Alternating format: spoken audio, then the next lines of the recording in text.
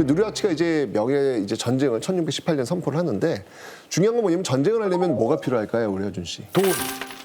물론 돈이 필요하겠지만 그건 이제 전쟁을 수행하는 과정이 필요한 거고 스타트 시작하기 위해서는 늘 얘기해준 명분이 필요하잖아요. 명분. 러시아가 우크라이나 할 때도 푸틴이 역사적 사례 끌고 들어오면서부터 전쟁 시작한 거니까 여기도 역시 마찬가지예요. 그래가지고 그 이유를 밝히는데 그게 7대 한이라는 거예요.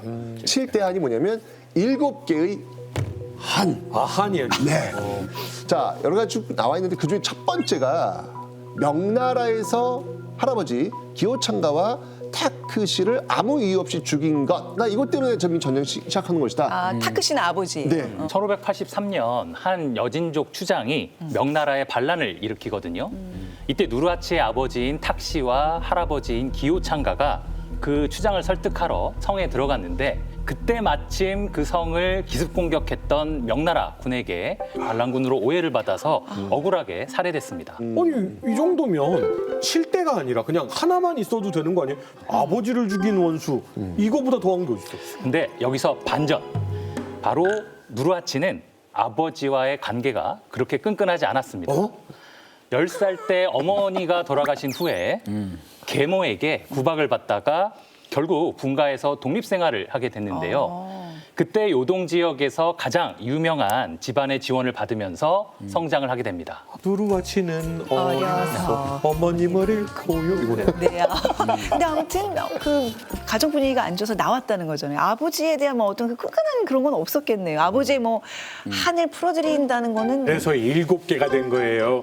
진짜 관계가 좋았으면 하나만 있어도 됐는데 쓰고 보니까 사람들이 우리 아버지하고 관계를 아는데. 실제로 누르하치는 아버지와 할아버지의 죽음으로 명나라에게 벼슬도 받았고요. 교육권도 많이 챙겨받았습니다.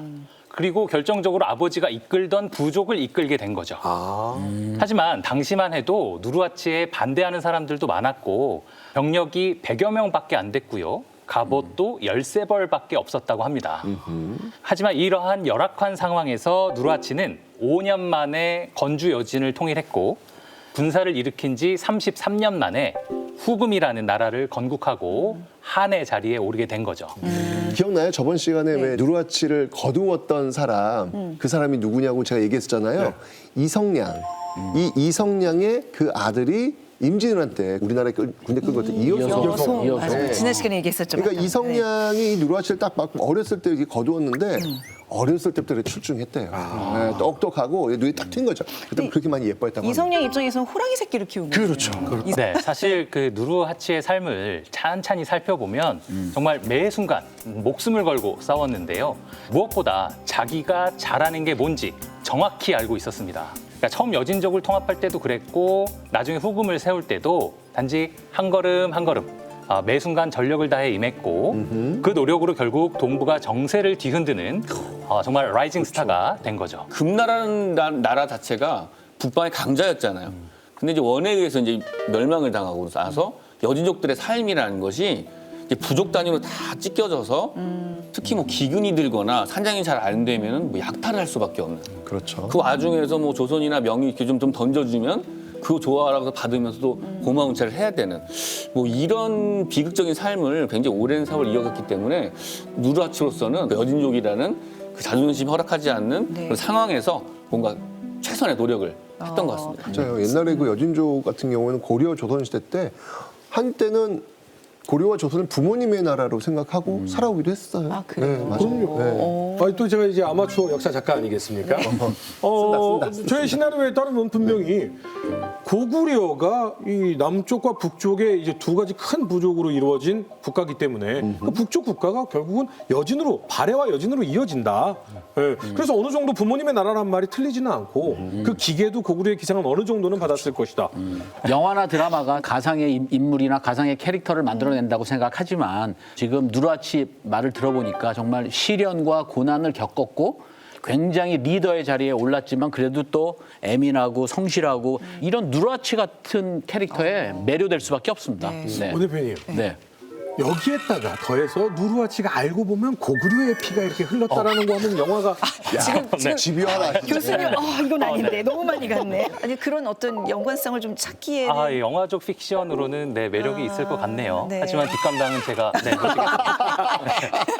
네, 사실 누르하치는 여진족을 통일하고 후금을 세우지만 그렇다고 여진족만 이렇게 등용하고 우대한 건 아니었습니다.